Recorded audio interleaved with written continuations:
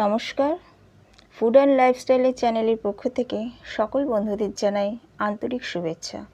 আজ আমি ডিম তড়কা তৈরি করব রেস্টুরেন্টের মতো। ডালটি আমি ভালো করে ধুয়ে ওভারনাইট ভিজিয়ে রেখেছিলাম।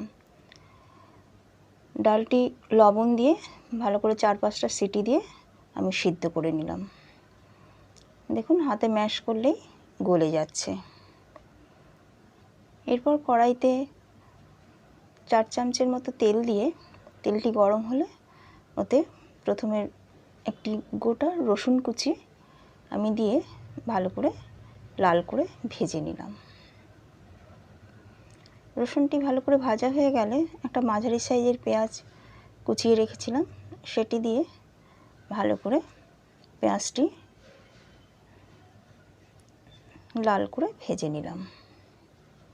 এরপর আদা কুচি ও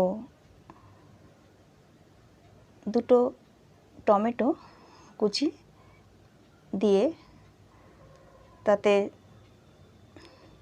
লবণ আর হলুদ দিয়ে ভালো করে আমি এটাকে ভাজলাম যতক্ষণ না পর্যন্ত টমেটোটি নরম হচ্ছে। ভালো করে ভাজা হয়ে গেলে তখন এতে দুটো ডিম ফাটিয়ে দিয়ে দিলাম, অল্প লবণ দিলাম, দিয়ে ফ্লেমটি লো করে আমি ডিমটা এই টমেটো, পেঁয়াজ, আদা সব উপকরণের সঙ্গে ভালো করে মিক্সড করতে থাকলাম। যতক্ষণ ডিমটা না এই সব উপকরণের সঙ্গে একসঙ্গে মিশে একটু ঝুরঝুরে মতো হয়ে যায় ততক্ষণ আমি এটাকে নাড়তে থাকলাম।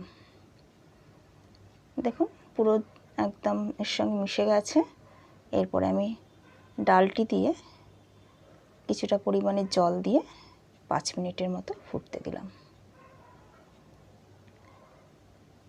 সবশেষে এতে 2 চামচে ঘি, অল্প একটু কসুরি মেথি হাতে ক্রাশ করে গুঁড়ো করে দিলাম। নামাবার আগে কিছুটা পরিমাণে ধনেপাতা কুচি দিয়ে আবার কিছুক্ষণের জন্য ফুটিয়ে নিয়ে রান্নাটা কমপ্লিট করে পরিবেশনের জন্য নামিয়ে দিলাম। আমার রান্নাটি যদি ভালো লেগে থাকে তাহলে প্লিজ একটি লাইক দিয়ে সাবস্ক্রাইব করে আমার চ্যানেলের পাশে থাকবেন। পুরো ভিডিওটি দেখার জন্য ধন্যবাদ। আপনারা ভালো থাকবেন, সুস্থ থাকবেন।